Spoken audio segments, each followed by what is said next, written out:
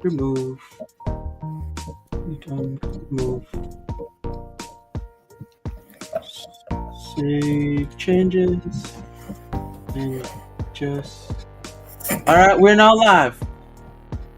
Um, Welcome everyone to another episode of Behind the Comic. I'm your host Sean Fuller, and today we have a powerhouse in the indie comics. We got Edwards Brown, creator of Deathblade, The Awakening, issue 1, by the way, and the founder of Skull Valley Comics. We're diving into his background, the origin of Deathblade, and the vision behind this growing brand. So if you don't mind, let's get started. For those meeting you for the first time, can you share a bit about your background and how you first got into comics? Sure. First of all, thanks for having me, Sean. I appreciate it. How I got to comics, I was a little kid. It's many, many years ago. I was 7. My mother took us to our first comic book store, and I was just amazed. And that was my first introduction into the comic universe. And that's where I realized I could be anybody that I wanted to be. And Okay. totally awesome. So what inspired you to create Deathblade? Kind of started, my journey started when I was kind of young. Mm-hmm. Um, uh, Superman had just came out. Christopher Reeves is my Superman. Like I tell people, I mean, I love the other Supermans, but Christopher Reeves, that's doing my time. I don't know which one would I pick if I was to go down that rabbit hole. Yeah, like I said, Christopher Reeves is definitely my guy. Mm-hmm. Well, Superman had came out. Everyone, the first movie that came out, so everyone was buying their Superman suits. You had people literally jumping off buildings, Mm-hmm. killing themselves, thinking that they could fly, which was just totally crazy. Now, I wasn't doing none of that, but I had bought this suit, and my best friend, we were like peas in a pod. We were always getting in. Well, I was always getting in trouble because I was never paying attention in class because we were dreaming and we were in another world. So our teacher calling our name and she said, Eddie Brown, whatever. And then, I'm not even hearing her. We're busy drawing. We're thinking we're Scotchy and Hutch, Oh my Incredible lord. Hulk, Captain America, whatever. We were just Star Trek, whatever. We were in our own little world. And she would just get pissed. And so one day, Miss Cousins, back in that day, everyone, all the kids, and I'm pretty sure they still do, we all used to, for Halloween, we all came with our costumes. And my friend at the time, I had a white friend, and we were really close. And he came in as Batman. I came in as Superman. And that was the first time someone, we never really talked about race, okay? Because it was never like that. We go home, we watch the Batman series, the Spider-Man, all the cartoons, whatever. We never really talked about that. So when I came in as Superman, he came to me and said, Ed, you can't be Superman. You're black. That was the first time someone ever said that to me. And it really that's rough. It bothered me to the point that it just pissed me off. And I went home. I was upset. I took my Superman suit off and I threw it on the ground. I was mad. And of course, you know how black mothers are. They come in and they say, you can be, baby, you can be whatever you want to be, whatever, and try to make it better. And that was the day that I said, I'm going to make my comic book and I'm going to make a change. Wow, now, I didn't think it would take me that long to do it, but hey. That's a wicked coming up story. I swear. Yes. That one was cool. I'm not going to lie. That one was cool. There's very few people that can kind of dial it in that well. And I'm like, yo. But like I said, it took me a long time, my career.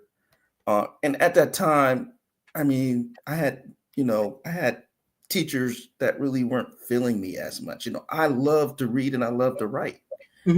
But, back during that time, they wanted us to be more than just readers and writers. And, my dream job was to work at Marvel. That was my dream job. Okay. Now, if you ask me today, is that my dream job? I would tell you, no, that's not my dream job. That's a different world now. Yeah. I'm an indie, and I always believe in that. But at that time, they didn't really push the arts. because they didn't think, Yeah, that at the I time know it that. wasn't all that. Yeah, it was either So the thing is, I've learned is like it's either the kid is academically inclined or the creative inclined, right? Right. And a lot of parents and a lot of institutions kind of don't kind of gear the kid in the direction that most is suiting with them. Some Hmm. kids they can memorize everything, right? They're good at Right. following rules. Other Hmm. kids that's like the creative guys, like they're never gonna be good at academics, but put them in front of writing, drawing, or anything art creative related, and they shine. And the same thing goes for sports people. Right. But see, that's the thing. You know, I It's kind of felt hard. I felt that if a teacher or someone who can guide a young person sees that talent, they should help you enhance that talent. Who Hmm. knows? I could have been an English teacher. You know what I'm saying? I'm being, I mean, if you ask me today, I mean, I work for an IT firm, one of the largest healthcare IT firms in the world, but Don't that booze if, out. I'm not going to say yeah, yeah, it. but if you ask me, if you ask me today, you know, I probably would have, I probably would have went into teaching and writing and doing scripts and stuff like that. But it was never, it was never like that because it was kind of funny because I went on to college and Dell like came out, everyone was doing IT, computers Mhm. was big during that time. And I was like, oh, I'm gonna be that and I'm gonna do this. And I went to college and you know, my dream of creating a comic book at that time, my mother would tell you was the least thing I was thinking about. I was thinking Changing the about, hey, dollars about that? yeah, I was thinking dollars, Okay. And so as I went to college, I had a teacher, Professor Brown, and she worked at Columbia Union College, which is now Washington Adventist University in Mm. Tacoma Park, Maryland. Yes. I'm aware. And my father's an Adventist pastor, so that's also different elements to it. So Man, coming up that in that background is world is so different. interesting. So it's different. So when I went there Mhm. and I took a class creative writing, and she doesn't give A's. Oh, Period. Lord. She was not that type of One teacher. of those teachers? Oh, Yeah. Lord. Oh no, no, no. She was tough. And I wrote this story. I did something on Malcolm X. I was Okay. creative. Did some Malcolm X, and I remember she came to me and she says, "Mr. Brown, she called my name after class. Usually when you call me, if you like, my wife calls I'm me in trouble. Edward. If she says Edward, I know I'm in trouble because people didn't know me. They know me either as Eddie, EA, or whatever. Yeah. But she called me Edward, and I'm like, oh shoot, I'm up in trouble. What's she gonna say What did now? I do? But I do whatever.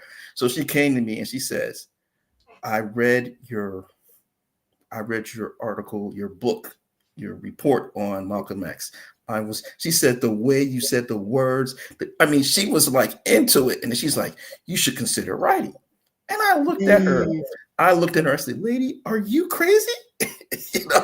And I was mean to her. And you know what? And to this day, I feel really bad, but I just want to say, if her family's watching this today, Professor Brown, you was right. You was right. At that time, I was not ready to receive that. I wasn't ready to receive I that at that understand. time. It's like you have a gift and it shows. And I'm telling people that, and I guarantee when people are reading your comments, going to show up. Mhm. Um, Whatever strongly influence your background, it shows up in your art. Right. And it's like it doesn't matter if video games, it doesn't matter if its purposes to sell books or its purposes just to tell stories or talk or translation of work. It Right. shows up very, very well Hmm. in the way certain stuff is looked, and it's fascinating as I've been doing this, seeing that as I've been having the conversation. So so what you're telling me now is a few things. First of all, storytelling has been a part of your life for a long time. Yes, it has been a long time. My mother would tell you, my mother said I would tell stories and people would sit there like, how's this guy did it? But I read a lot and I watched a lot of television. Mm-hmm. And I played, back in the time, these kids today, they're not, their imaginations are more, you know, video So no, games. I have to ask because this is an interesting question. So who would be some of your earlier influence in either comics, Oh man, literature, or yes. film? Jack Kirby is like the GOAT for me. Okay. Okay. New Gods. I mean, he is just like incredible. Dwayne McDuffie, I liked as well. His first major black illustrator, artist, Mhm. creator. He came up with his own comic book, icon and all them, just introducing a whole new universe. And I really Mhm. liked them. I would say those two. I would say on, you know, dealing with stories, maybe not so much comics. Um, It's uh, fun. you Yeah. know, dealing with quite a few, but those two were like my solid two right there. No, it's fine. Hey, the way I see it is, you already been very specific in a lot of stuff, right? So I don't need Mhm. you to get an A in this report. But at the same time, it's very interesting to seeing how different forms influence art, and it's like I see it with you when you Mhm. talk about it, and I hope as we get into your comics, we're gonna be able to see it because that's what we There wanted you to know. go. So That's that's what, important. so what That's inspired important, the Sean. tone, the atmosphere of Deathblade? It feels dark, and I noticed that it's a very militarized system. Kind of, Mhm. I won't even say Indiana Jones. I won't even go there.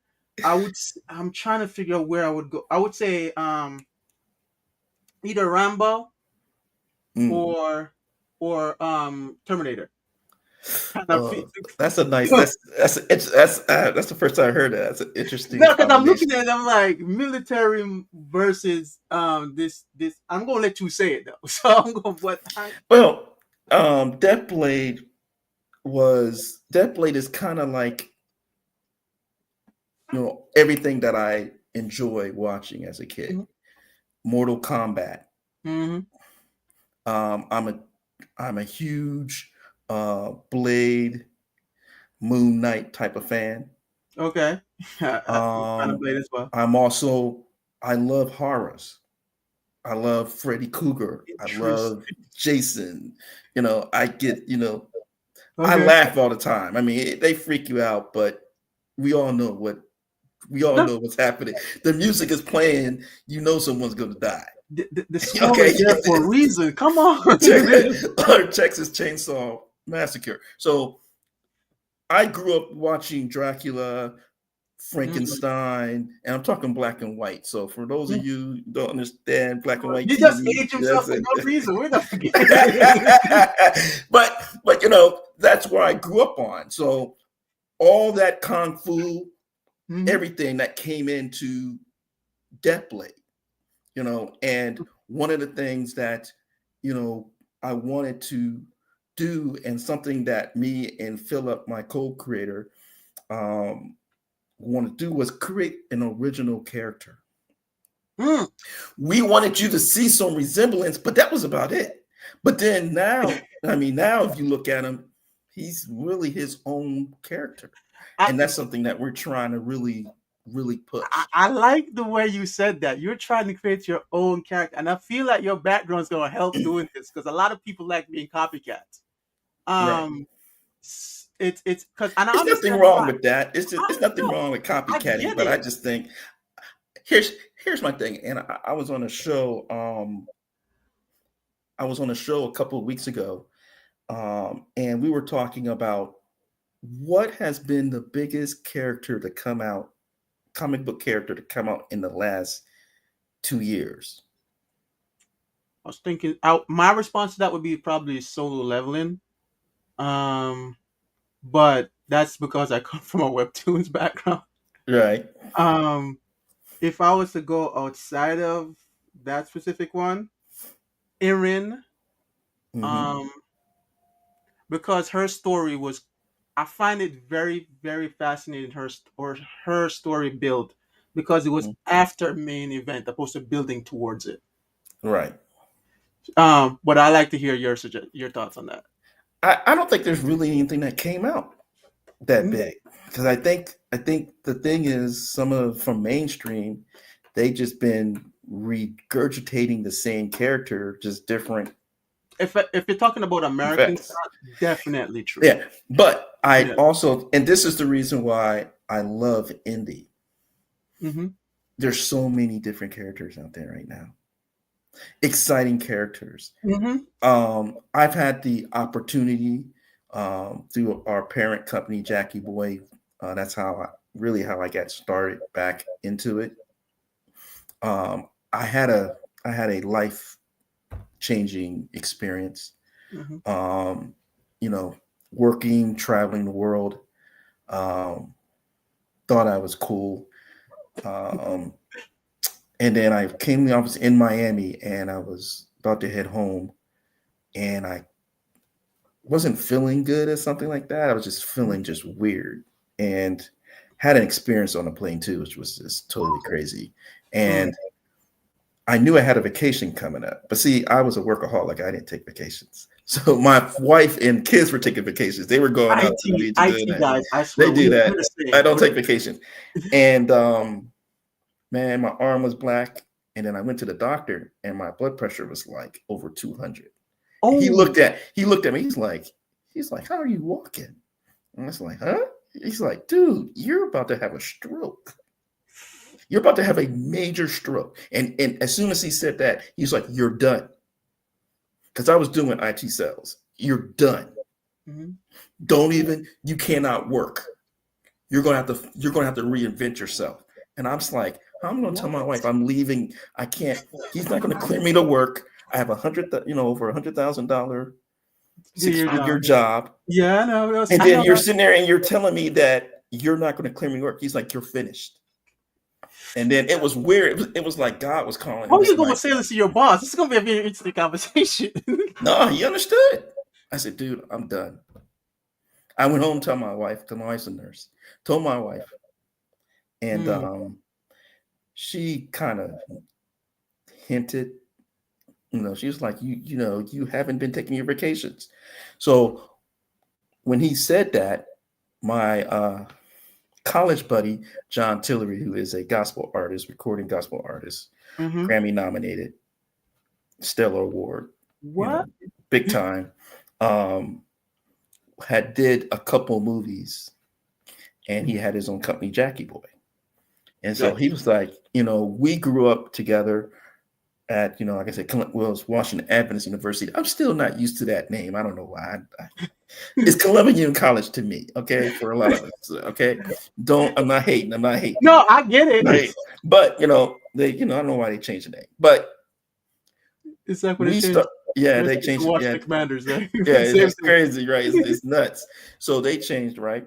So we had, grew up together, and we actually started a gospel choir that made it big. And so he went professional, and we sung for some of the biggest names in gospel. Yeah. I love it. So, but here's the thing. I think people need to understand about me is we didn't come in looking to sing everyone else's music. Mm-hmm. John was very talented, where he wrote his own music, and we recorded our own song. We had hits. So he had his studio. He started doing movies, being special guest on major films. And he's like, Ed, why don't you come and write? Think about that for a moment. Right? It's been a year to go, and then you're coming to me to write. Now, I am a movie buff. My kids and me, we love. What year was this, by the way? What year was this when you asked you this question? It was 20. It was right before COVID. Mm-hmm. Lord, I have so many COVID titles right now. It's ridiculous. Right before COVID. And it was kind of like, my stroke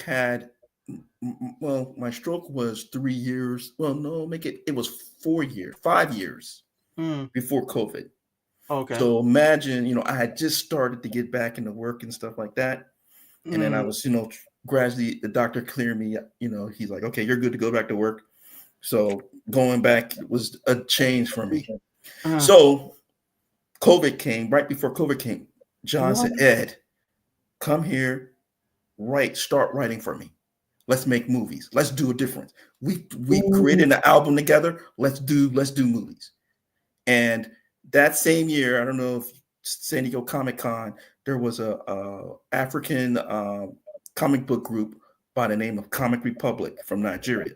Mm-hmm. They came up, Jiba Martin, J.D. Martin, excuse me, Mm-hmm. J.D. Martin, and I saw them because I was about to start my own comic book group at that time. Mm-hmm. Jackie Boy, we were going to do our thing, and I saw them, and I was so impressed by them. And I said, "Oh man," I said, "I like them," and they blew up at San Diego Comic Con. Oh man. And so I reached out to him in Africa and said, "Look, we got to get you a movie deal." And we Mm. signed them. We signed them. And we were working, trying to get them a deal. Mm-hmm. And as we were going through that process, we were going through a lot of different things. They had their own different opinions of what they wanted and how they wanted. And I That just makes said, sense. I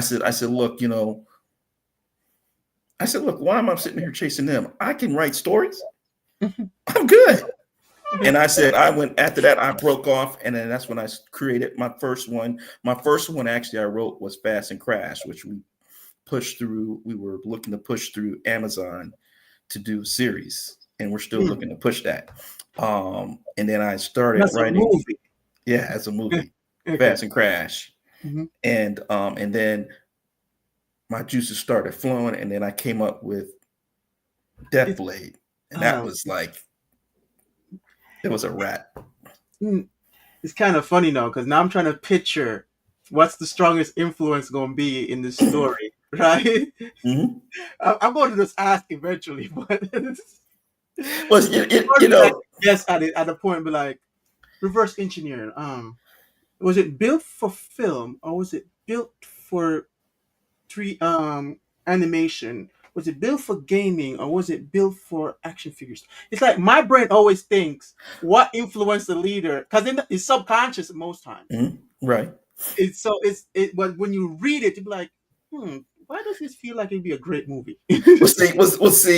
See, that's great minds think alike. Okay, so when I said I was going to create a comic, I wasn't going to copy everyone.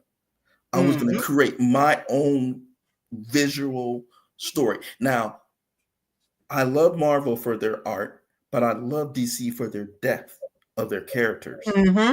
And so I said, okay, we're going to do this. We're going to do this big. Okay, people cannot complain. People cannot complain. This artwork here was done by Leo Calapotri. He is a veteran cover artist for Image. And he's done some stuff. He's done some stuff on there. You see some of his new stuff on Image. But you can see from the get-go, we started off hitting hard, right? Yeah. Because I also have this, right? You're right. And when you look at it, you're like, this is about to, because I'm always for cover, when it comes to cover art specifically, I've learned it's better to waste a lot of time getting it right because it sells so much about the story to the point that it's hard to look away from the book. Right. And I looked at this and I'm like, I see the military chapter and I see the guy that's sitting in the background. I'm like, these guys have no idea what's about to come. Exactly. And that's the beauty. That's the beauty of it. Part of it. It's like, I was gonna say it looked like it's like a version of Spawn that spawned its way into this show. Yeah, that's what it looks like. Villain reminds me a little bit about Mummy and Spawn. Yes, you can see a little bit of that. One of the things that we wanted to do with this chopper, that was my idea.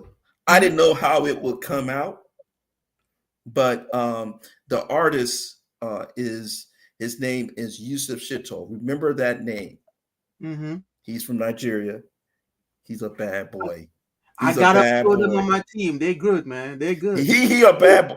No, I got to give all credit out to another creator you need to check out. His name is Aleem, and he had a hit Kickstarter called The Diary of Sweet Pea. It's done very well on Kickstarter. Very amazing.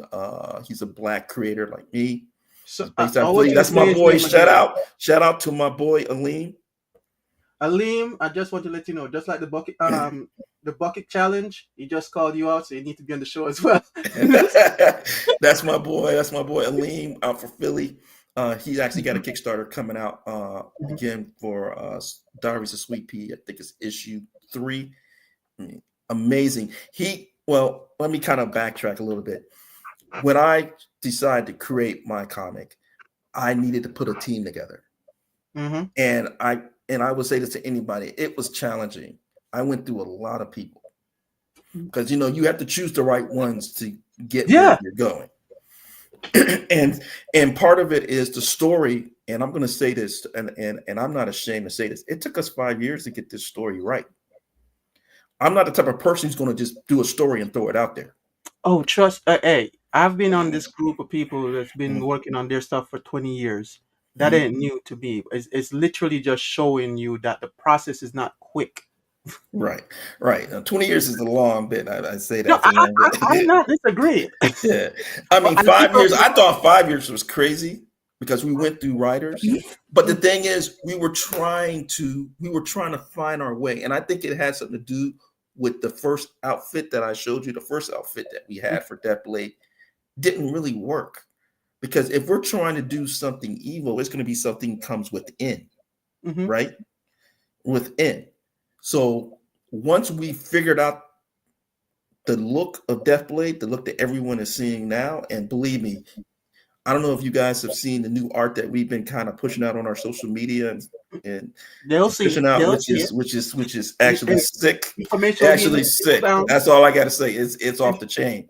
Um, once we realized that, once we got that together, the story just fell in place. And I have to give first of all, I have to give credit to not comic, not comic, I have to give credit to Ink Studios. They do all of the big time Kickstarters from major Kickstarters like Wesley Snipes. Hmm. Um, the, You got the good people yeah, behind yeah, they did some, and they did some, I got to give Kevin his props. He introduced me to Aleem at the Heroic Awards it. Hmm. 2 years ago, and we hit it off. And he's like, Ed, you got to you got to let him do a cover page.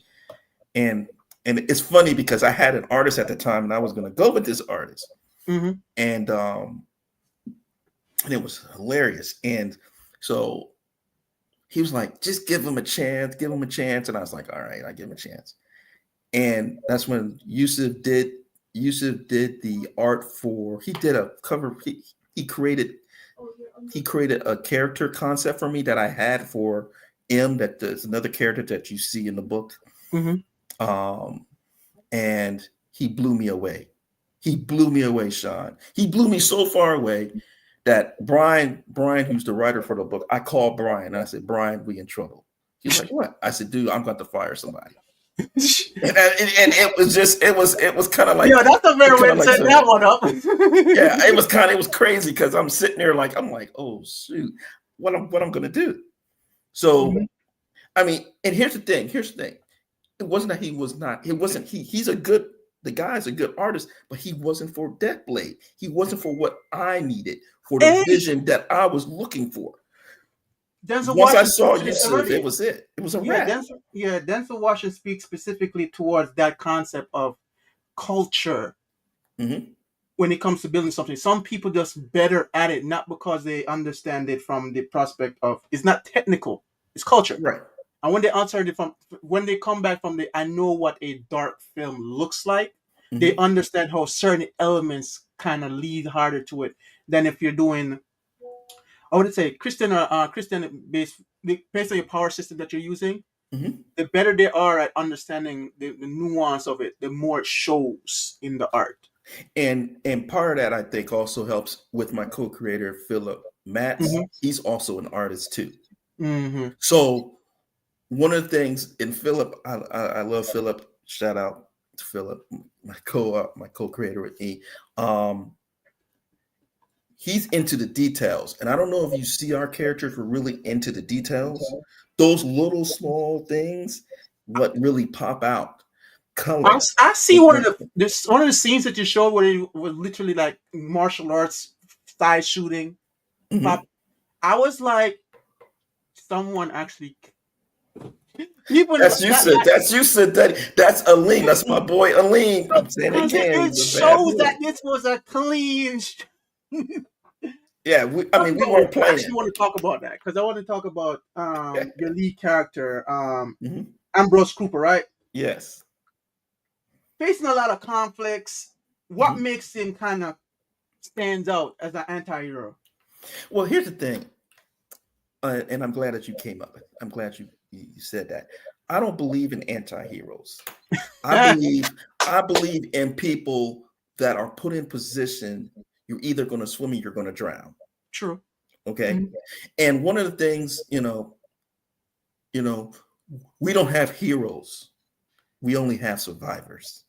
He's surviving right now. Okay. Uh-huh. Okay. Y- he, Deathblade, let me explain that Mhm. for those who watch it. Deathblade is a story of Ambrose. He's an elite Navy SEAL. They go on a on an ops mission that actually just goes left. When I mean anything that could ever happen. Their mission And he brief was ends. not it. They they walked into something that they had no clue what was going on, and he ended up being the lone survivor of his Wow. whole team. So as you see, many years later, a year later, he's still dealing with survivor remorse. Morse. Mm-hmm. He's dealing with what happened. I don't know what happened. I'm trying to remember what happened. Then he's married to a beautiful woman who is a big time lawyer herself. And you see her comforting him. You see her trying to be there for him to help him cope. Mm-hmm. And so that was one of the things that we wanted the audience to see, is that we want them to see his journey. You got to So see a person's journey, man. You got to be able to, you got to see that. And we want people to see that. so what I'm seeing, what you're basically sharing with me is like one of the deeper themes that you want people to take away from this is the concept of survival and how it's Mhm. not necessarily best way of going through life. And I think same thing Right. can be said about Peter Parker and Spider Man because he Mhm. survived. Right. It shows up in different ways. And so, how do you concept of a secret society, the ancient blood develop? What am I trying to Well, say? we'll see, the paranormal world. And when we were looking at the paranormal world and how we wanted to do this, um, the world that we live in today, and I'm going to take some of my life experiences. Hmm. My father being a pastor, I've seen some crazy stuff.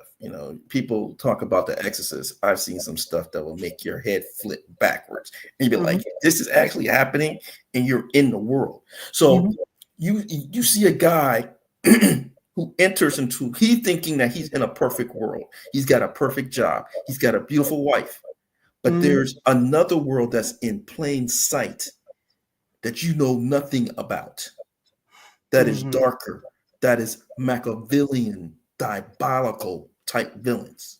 Okay. These villains are monsters. They are looking to dominate not You're only just a Earth, piece on the but the chessboard to world. them. Right, right. So the humans are just walking into this world. Like, think of the Matrix. You're walking into this world, but everything else is happening. You're just part. Is he in a real world? That's the question. Hmm. Oh, I That's like Is he in the real? I like Is he in that. the real world? Let's be honest. Is he in the real world? Oh, I like the concept of having an entire world built around the concept of you don't even know what's real anymore after you get to a Exactly. point. But if the Exactly. point is to hide that fact as Mhm. late in the show as possible. Exactly. But see, he doesn't know that. He don't know what's going on. He's thinking like, you know, what's actually happening. And we're going to explain that further in issues 2 and 3, which will be coming out next Actu- year. So, can I talk to you about your creative process? How long it took you, and what what does collaboration looks like with you? How it works for me is, I I know people actually have art like to teams. write. I Mhm. actually like to, when I come into an ideal, I look at the characters that play a role in what the story is. And then I do each and every one of their journey from the beginning to the end. Mhm. Okay. Is And the then end I when you also, die? I'm just maybe, being funny. Don't maybe mind. not. But me, and like I said, me and Philip are crazy like that. You don't know, because we like to mess with readers. Like I said, I want readers to be on the edge of their seat, that they don't know what's coming. They're reading this thing and they're like, All okay, about great. cliffhangers, guys. All about the cliffhangers. Yeah, we got enough. Believe me, we got enough on there. And some of the stuff we're not even telling you. That's why I tell people, the way that I wrote the book, Mhm. that you can't just read it once. Because if you read it once, you feel like you missed something. You're saying, okay, wait a minute, I missed something. Let me go back and take a look at this and see what Mhm. happened. But that's how we That's work. why I But that's tell you all that. part of the journey. I tell you, man, your back art, your art always shows your influence, and you Mhm, see when you're like that deep in the creative process of writing mhm. specifically, it shows because there's no surface mission with you. Right, exactly. It's, like I tell somebody, we may show you something that you may not think is significant, but it's really significant. Mm-hmm. I'm quirky like that. Yes, Kendrick I'm Lamar. nerdy and I'm quirky like that. That's just my quirkiness that I have. You may not think it's serious, but then when I show it again and I clue you on it, you be like, wait a minute, What the heck? what? Oh, let me go read back. Let me see what happened. That's, I understand readers want to get, when you read something, you want to see like you get a pay in, you know what I'm saying? But I want to be able to show you that I can play with your mind and I can make you think you know something, and it's not even that. Oh And my lord. that's a little bit of the Twilight Zone type of, watching the Twilight Zone and seeing things that you may not see. Those are a lot of things that we do. And part of my creative team, which is Philip, who is Your Philip will co-creator, tell right? you, yeah, my co-creator. Philip is, sometimes I'm trying to explain things, and Mm-hmm. people don't understand because I talk from a big world type of approach. Mm-hmm. Philip is the type of guy, he can interpret, say, okay, this is what Eddie is saying here. Here's the details, and those are the things that we work together with, and then we bring our writer in, Brian, and we say, Brian, this is what we're looking for. This is what we're doing, and also to let your audience know, every time we do, we went over Deathblade about over 100 times with our writers and stuff. We have it on video. We have actually a video of us going through the Oh details of my Deathblade. god. Hey, We have it. We have I to. don't We haven't even shown it. understand you We haven't understand shown it, the but we IP have of just that. The IP of just that. That process. Because even with failed experiments that they have, I was going over one when they're talking about a failed experiment with rail tracks. it. Hmm. They were saying the value of the fact that everything was documented. Yeah, everything is documented. Everything that we've done is videotape. We have videotape of we have videotape from the first concept of Deathblade to where we got to where we are now. Yeah, We have all those videos that we can actually share. We haven't shared them yet, but I we can. are looking to share them. We have You hundreds know, of we content, got we got hours. direct to take. I can already see it. Direct to take when this is a movie. It'd be like in the background. This is the it's a I conversation mean, that was happening. I'll tell you how crazy we are. Creative minds that we are. Me and Philip, we could, like he works, I work. We're both IT guys, which I think that's probably why we probably clicked, And that's because why I we're can follow very because I'm detailed. IT too. So We're detailed. We're detail oriented. Everything has to work in a process. We get off work. I work from home, so the only traffic I have is going down the stairs. That's about it. But we, after work around 6, we start talking. We start laying the groundwork before we give it to our writer. We say, hey, We tell our writer, give us, we give them an outline and they give us an outline. And then we brainstorm together and then we come together and then we bring it.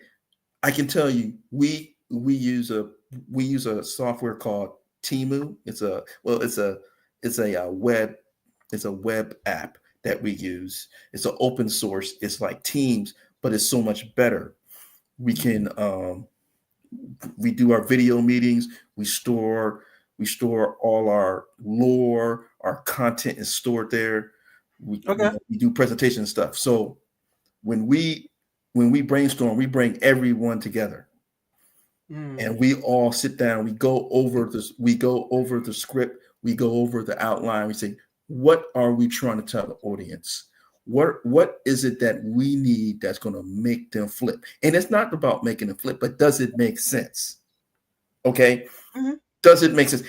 For example, and I'm gonna, I'm a little different on this. I should start doing some that level of detailing. Yeah, it helps us to look at certain things from a different point of view, like the fight scene that we will talk about. I can't take credit for that. I have to give it to my boy Aleem.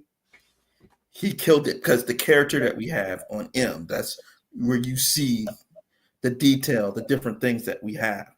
Nightcrawler, we took Nightcrawler and what's the one? The Warrior Nun. Kind of merged them together, and we kind of created our own little picture of how he works, and we'll talk about that character. But from a creative part, that's we work together as a team. And also, just to give my team, I'm here in Atlanta, Phil's in Connecticut, and Brian, who wrote our first issue, was in Connecticut, and he's gone on to bigger things, and I'm really happy for him. We have a new writer. His name is Aleem, but he was always working in the back with us. He's our development writer. He's based out of Nigeria. He's a very young writer. He's going to be special. He's going to be special. All right, guys, if you don't mind, I have to go transition a bit to our sponsors a bit. Don't mind me. I'm just being right back. I'll be right back. Here to pay some bills, so let's talk about it. Everyone, I want to introduce you to our sponsor for the show, MyComic.ai. If you're a comic book creator and you've been struggling to monetize your comic, this is what MyComic.ai is all about. It's to show comic book creators how to monetize their comics, turning from a hobby to a business. And what it does is takes all the important aspects from your sales, your marketing, your events management, your inventory management, everything that it talks about, and cater it to your comic. So that, and with the power of AI, it then tells you how to boost your gains so that you're now making money with your comic, no matter which platform or which pursuit you're going through.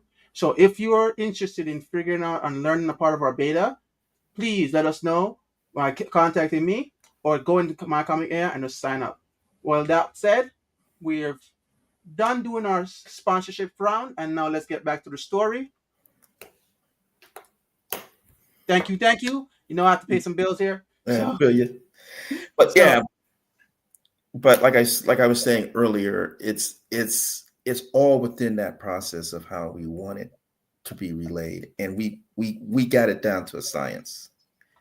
So let's transition a bit. So what led you to start Skull Valley Comics? What is your long-term vision for the brand? Well, like I stated earlier, we were working with Comic Republic out of Nigeria, and I was going to start my own company, but when I saw them, I was really convicted in helping them and helping them get started. But then once we had worked with them such at a long time, and we all had different goals and everything like that. I was like, look, man, I need to go start and do my thing. I'm ready. And so I told John, I said, John, we're going to do this. And so I started the company, and my main goal for Skull Valley really is we wanted to create IPs that were original Mhm. That's going to give you a whole different feel and look. One of the things that when people look at our comic book, they feel like they're watching a movie. And so, you know, the art is on point. It's, I'm just I going want, to give you that. because I wanted to ask, right? Mhm. You mentioned wanting to tell a story and pushing the boundary. You want it to be as organically Yes, organic or original as possible. right. What does that mean to you when you're thinking about it from the standpoint of your characters? I think one of the things is we all have ideals or characters that we like. Hmm. You're gonna have characters that you're gonna say, hey, I like this character. I like Mr. Manhattan, or I like certain things.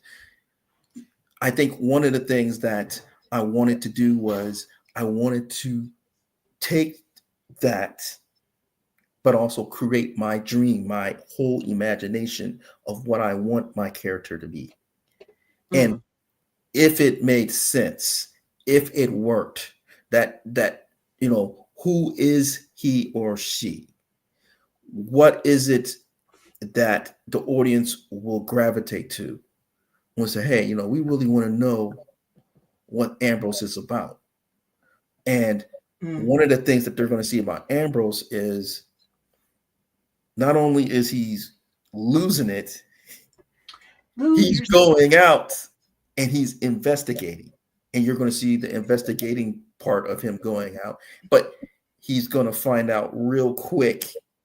He's going to find out real quick that, hey, maybe I bit off something I don't know about, and he's Uh, going to uh, find out. it's funny. That's a story of life, right? You are going to be shockingly aware of your ignorance once you start going down the process, and Exactly. your only motivation at that point is to kind of stay the course. You started for a reason, might as well finish it.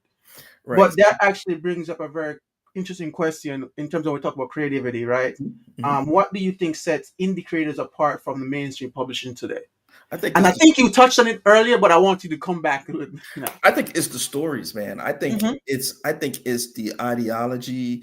It's doing something doing something that a mainstream won't do. You know what I'm And I saying? and I definitely agree with you on that because when I look at comics, it's when you look at what goes mainstream now, Mhm.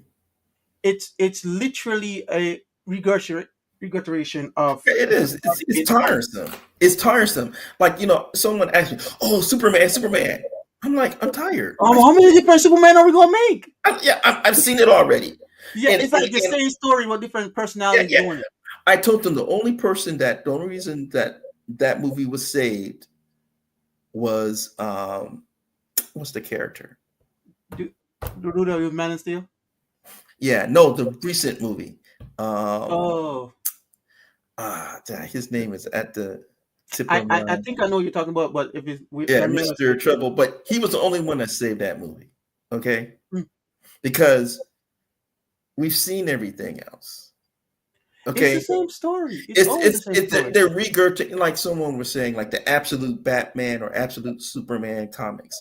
You see them. You see their. I mean, I think they did a good job. But my thing is, why does it got to be Superman? You got so many different other characters out there that you can actually bring into a world and be unique and be amazing. Why And I make think that? that's it. And I understand it's money. I get it. I I get get it. No, and it's here's the thing though, and part of the reason why I create my it. account AI and expand it beyond just being a tool that I wanted to use was the concept that every story deserve a spotlight, right? Right. But it's like when we even talk about let's look at manga for a second. Let me go back to Mhm. manga for a second and talk about Dragon Ball Z. Dragon Ball Z is one of those shows that will always have a run. Reason being, it keeps the Japanese economy afloat. It's that big of a comic. I Right. mean, as a piece of IP. Mhm. Um, but there's so many different stories that if the economy was built around just pushing stories out, opposed to Mhm. just maintaining single IP dominance, Mhm. it would be a completely different environment. I think South Korea is a better concept of this. Sucker is like, we don't really care what the story is. We just gonna keep pushing them until one of them hits. Right. And But I mean, but that's kind of like, I guess for me, and that's one of the things that for my creative mind and Mhm, where me and Philip are, we're very detailed. mhm, We don't just throw things at the wall and hope there's gonna fly. mhm. We're precision. We understand it. We And the understand thing what is, we're you have doing. I'm seen like, outside of it because you know what it takes to put something on the main screen right, and you have people that's done the Grammy level, and you right, have and you start. So for you, it's like I'm starting here because it gives me the freedom, but mhm, no, but I know to carry it through the process, right. and a lot of people don't have that background. Well, see, And that's the thing. That's the mhm, thing that you. That's the thing that I think we're both agreeing. You got to have the right team, mhm. and you can't just take anybody. And I get, Truest words I've ever heard. yeah. I mean, I can tell you how many times on our social media we have people, artists, come to us and they say, "Hey, do this." Look, you know, I did have one artist that did kind of open my eyes, kind of shocked me because I didn't expect it. Okay, okay, Hey, it but means you're doing your job. we're not looking for commissions right now, but Mhm, we are soon. And like I tell everyone, um, when it comes to us, we want to make sure that we're doing it right. And if that person can't bend or come with something to enhance and make it better, mhm. then I don't see you helping us. And here's the thing: if you're not a dreamer, you can't work at Skull Valley Comics because we're dreamers and nerds. I'm a nerd, Oh, okay, hey, hey, we're and IT okay, people. I'm a good looking nerd, but I'm good. We're IT people. Yeah, we show up different. Yeah, if you would have told me, I told my wife, my wife said, "You're not a nerd." I said, "Yeah, I'm a nerd." Because Nah, people didn't know that. People we're didn't know I weaves. was into comic books. I was into computers. I was more into gaming. My twin brother is a software developer. Okay, Mhm. my younger brother You're a is. twin. Yeah, I'm a Oh twin. Lord, how the heck do we miss that detail? Yes, I'm a twin brother. Yeah, they thought I was the evil twin because I was in La La I can Land. see a movie about that already. Yeah, but yeah, but like I said, I've always been detailed. Hmm. And I think it's those small little subtle points that catch people, that if you don't hear it, it could be a look, it could be something that someone says, it could be just a There's frame, and you just be like, okay. yeah, that's interesting. There's two questions I want to ask, and I Mhm, want to it's because we brought it up earlier. mhm, One of it is has to do with the production, right? So we're yes. talking about how do you balance creative freedom with the reality of production, marketing, and funding? Because those are really important matrix that talks. Oh, it is. It's a major issue for indie comics. Coming in No one from really talks about it. Or no one really comes to a well, solution. see, here's the thing, and I'm gonna say this. Um, I would love, I have investors, but for them to invest into me, I had to put my money where my mouth was. Hmm. Now, here's the mistake that I did, and I will never do that mistake again. I didn't have a budget. Now, my wife, if people ask me right now how much money I spent on that, you would think it was a Marvel because you look at the book, you think it's a Marvel book. You Hmm. think it's a big time It's mainstream well book. published, yes. Yeah. So, yeah, I spent a lot of money. I wasted a lot of money, but I don't even say that. ask me if I'm sorry. I'm sorry, but I'm not sorry. Now, my wife, I'm sorry because you sit up there and you're spending twenty She thousand saw it and dollars she's on like, stuff. "Why?" She's like, I could, she's always saying, women, We could they're have did always so much buying better. stuff, so it is what it is. But um, But my the thing is, budget was tough. The my budget is tough. my thing, and just kind of talk to that specifically, is like a lot of when we talk about budgeting when it comes to production, right? The real question is not how much money you spent; it's how much money Mhm. you made, right? Right. Because for let's be honest, um, let's use trading on stock exchange trading, for example. Mhm. the person who's trading daily, like they're day traders, they Mhm. don't really care what the price of the stock is. They just want to make sure they made money that day. The Exactly. dude that's holding it for a year to a year, he might be more concerned about where he bought it at. And the dude that's holding it for a lifetime, he don't care. Because he already knows he's gonna make back his money through dividends anyways.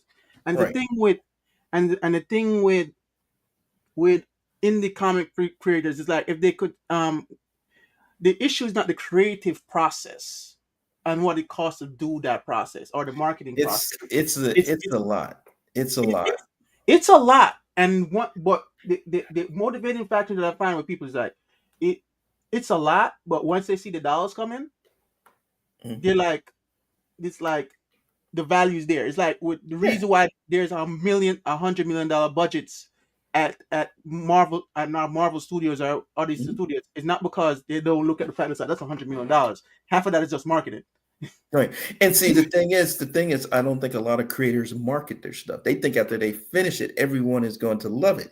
Look, if they don't know where you are, if you're not above the trees, we Mm, got millions of other creators out there. And if you're on the same level as those other trees and you're not above those trees where people can actually see you, I will even go to what one good step is that? further too because I was a part of the process of me making my comic AI. I literally looked at media franchises. Right, Mhm. we're talking about Pokemon, Marvel, Hello Kitty, stuff like that. Mhm. And I'm looking at how they make money. Mhm. And the first thing I recognized when I was looking at their money is like their comic or the actual book itself, which establishes their IP, is not the driving force behind their comics. For example, Marvel, for example, this was Marvel. It's If you not look at Marvel's close. percentage of book sales, It's not it's close to it's not even merchandise. it's not even registered compared to the value they generate off their movies. And But their ridiculous. merchandise is killing. And if you go to like Pokemon, for example, Pokemon is Mhm. a franchise. Pokemon, yeah, it's the same thing. It dominates their entire line. And part of the conversation I'm open to answer, with, especially within the indie community with the app, is literally like the hardest part you had to do was build the IP, which is the comic. Now let's build the business behind it. Well, see, that's the easy part. I consider Mhm. that the easy part. The hard Okay. part, the hard part for me now, where I'm at now, I did the Kickstarter. We did successful. We Hmm. funded in less than 24 hours, um, which I felt we could have funded a little bit faster, Yeah. which we're going to do next time. Hey, hey, you got ambition. I'm looking. It's no excuse. I mean, we got the book. We know we got it. We know No. that if we go ahead and if we market it right, because here's the thing, we didn't market like we did. You know, I felt the marketing that we did was kind of okay. I know now that as people see us, they want to see us a little bit more. They want to see different things. So we're going to start really marketing and introducing ourselves. I think people who are they want to trust who they're getting their books from. They want to say, hey, if I'm going to back you, I want to make sure I get my rewards, I get, whatever.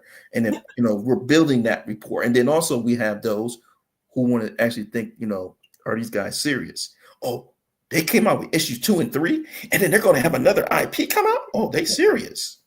Mhm. So being consistent. It's it's one of those things. It's I'm agreeing with you in a lot of it, right?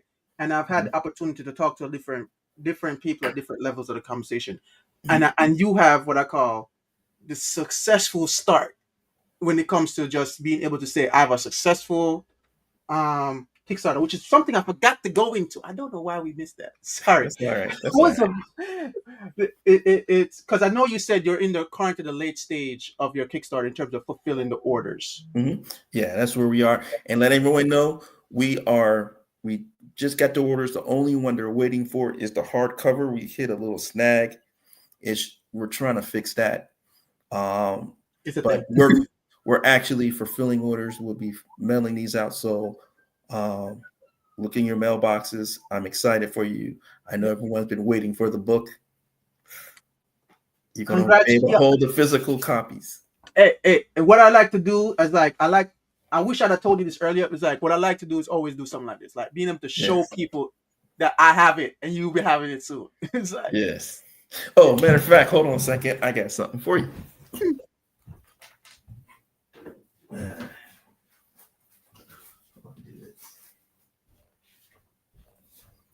So,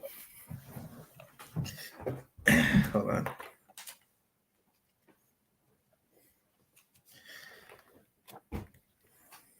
see what I'm talking about? Just yeah.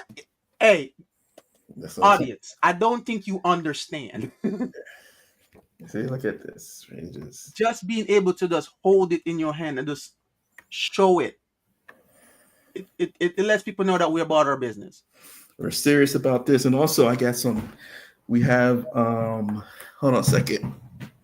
I got them here on the table, so I'm trying to figure out which one is this. We have our trading cards that just came in. Oh, you see, he's already thinking merchandising. Already thinking merchandising. I'm telling you. So we actually I have something. It didn't go like I really wanted, but I think it's going to be a big seller when we go to trade shows. We got the fat heads.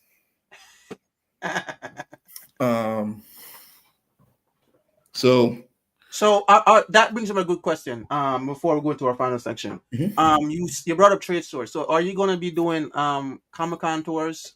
Yes, I am. I was supposed to be doing Spooky Empire, but something came up and we're not going to go. So we're currently in discussions with a couple shows that we're looking at doing, and we're Mhm. going to replace that Spooky with one of those trade shows. Hopefully, I'll make that announcement on our social media platform. Okay. So you're And gonna be so, a vendor at one of these shows. Okay. yeah, I I'm gonna think be a that's the next. That's the yeah. next. That's the next evolution. Okay. So I plan to be an exhibitioner at Baltimore Comic Con Oh, okay. All right. in That's about 2 weeks, guys. So okay. so I look forward to just kind of get. This is gonna be the bigger one. The first one I went. First started this year going to Comic Cons, Mhm. and I went to one or two. Sorry, one was by my friend called Men. What do you call it? Mental Discipline Comic Con. It's basically about mental health in Mhm. Comic Con. That was one Mhm. I went to, and pleasure being there. And then the next one's gonna be this one's gonna be Baltimore Comic Con. So Okay. so now we're gonna go to our final section where I'm gonna ask you how are fans responding to you so far about Deathblade and the world you built. I think we're really starting. We're really starting. People are really starting to notice us. Mm-hmm. I think one of the things is that has helped us. I think one of the most people. If you want to ask me what keeps me up at night, Hmm. it's not about the production. It's about what people see in your book. Mm-hmm. How do they feel about your book? That's what keeps me up at night. Mm. Um, but I'm proud to announce I'm not sure if you saw some of the reviews, some of the No, you five were star talking about them reviews we earlier. get. Yes. Some of the 5 star, we're getting 5 star reviews. We had a major review um, from uh, from from one of the groups on Facebook, Mm-hmm. Society of Black Society uh, of Guys, we Comic. just love the fact that you've Yeah, read enough about it to tell us what we think. Okay, we yeah, love it. We love it. yeah. I want to Feedback is know. important in this world. Yeah, yeah. I want to know. I got to tell people. I want to know how I can improve myself, and it's refreshing. I've had people that I don't even know, and I've asked them, "Hey, read this book," and everybody that has came back says, "Look, Ed, you got something. Hmm. You got something. This is." And one of the things that they have said is that our death and our story, the action, the plot lines, the timing, you guys really put your foot in it. And Nailed it. and and Nailed and it. one of the things, I gotta give a shout out to Brian Cochran, our writer. He did it, he did a good job. And then also with our development team, me, Philip, and Emmanuel, we worked it, we You aligned got it it.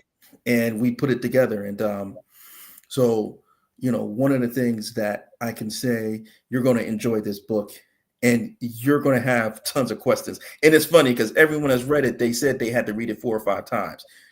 That's And good. that's why we created what we created. We wanted you to be able to read it 5 times, because there's a lot of books that I see that you get the cover and it's cool, and then you read it and you're totally lost. You're like, hey, I can't understand it. And part of the credit I also have to give is to Jibba Martin. I'm sorry.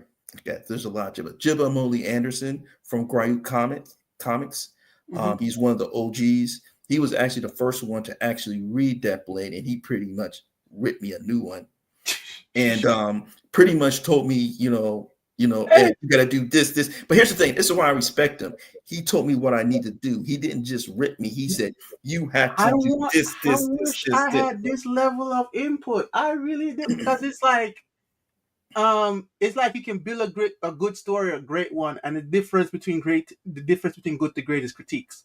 Right, exactly. And, I think a lot of creators don't like that. And one of the other things too about my team, and they will tell you about this, if you have any sort of arrogance or any sort of thinking that it's your way or the highway, you won't last at Skull Valley, because you get eaten up. There's been times where I say, hey guys, I think this is a great idea. And they'd be like, no, Ed, that sucks. I'd be like, okay, cool. It doesn't bother me. It doesn't bother me, because here's the thing. It's not about me, Sean. It's about the story. There you go. It's about this. It's about this. It has nothing to do with me. It has nothing to do with what I think or how I feel. And I say that a lot too, because I didn't want to be gory, so I had to be like with my writers and be like, no, we don't want to create an international incident just because we want to think something smart here. No, take that out. Because it's like, so now because we're in the final session, I get to ask the question that I told you I was going to ask. Okay. So this is it. So what advice would you give a creator running their own campaign or starting their first book right now? I think the first thing that you need to do first, put a budget together, understand what needs to be created, how the book is created. Also, marketing and advertising. That's a lot of where your budgeting is going to go. Mm-hmm. Okay, that's where you gotta get behind. You got to get from behind the screen to in front of the screen. For me, I'm the type of person. For me, it was, in sales, you're in front of people, but I'm also, certain big things that I have done, I was more behind the scenes. So for me to get in front of the scenes, this is kind of different, because you're putting yourself out there in front of people. And it took me a while to get used to this. When people tell me to do podcasts, I was like, I don't know, sure I want to do that. But now, I'm comfortable because I understand. It's just unfamiliar. Right. Just unfamiliar. And I even when I talk to people and say, "Oh, I'm shy," I'm like, you got to break that shyness. I told my daughter today. If you just did it for the sake of doing it, that's one thing. But if you're trying to do it for business, you got to break that shyness. Yeah, and then another thing, you got to have a team. You got to have people who qualify. I'm going to say this. I have DC, one of DC's biggest artists, Oscar Pinto, who's famous for horror art. And he's like big time. He did things on Venom movies. He was one of the artists on there. He's got his own creations. Creator Crimson. He did Joker's World. I don't know if you saw that. That's who did our horror variant cover. And he actually helped me, because when we first, I don't know if you saw the pictures of Deathblade, he didn't have a mouth. And Oscar came to me and said, Ed, you got to have a mouth. You have to be able to explain. And I saw that image. Yeah, I just remember the image you talked about. Show emotions.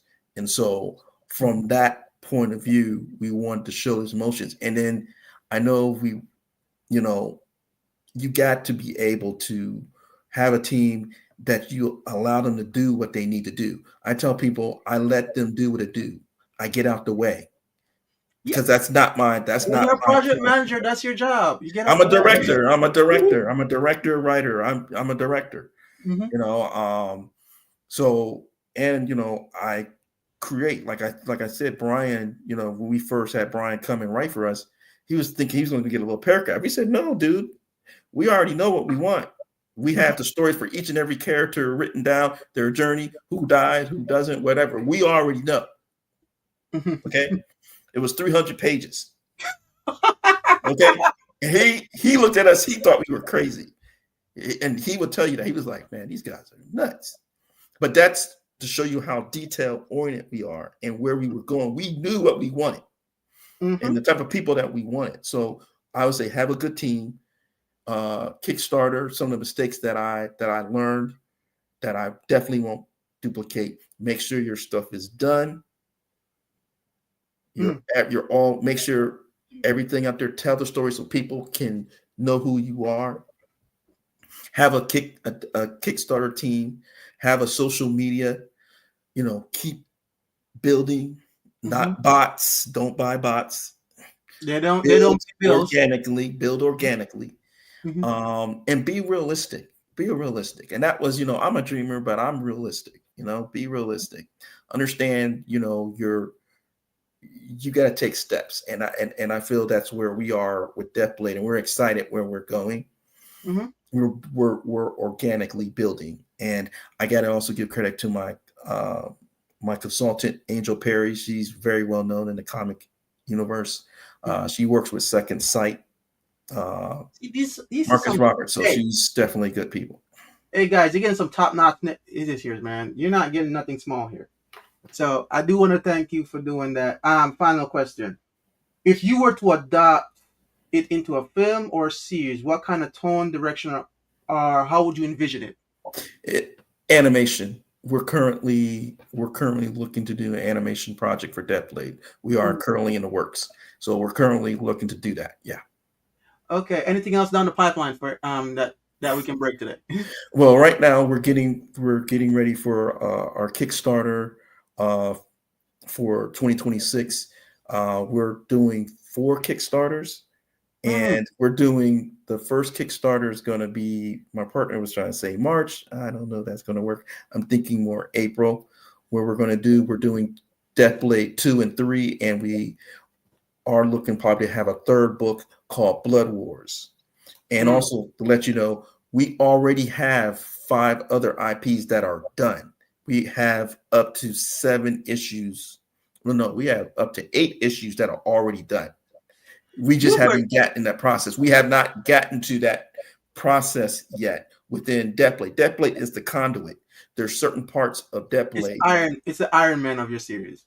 Yeah. Okay. So certain things, certain characters are going to pop up. We didn't get a chance to talk about M, but M has his own line. It's called M Bloodlines. It's ferocious.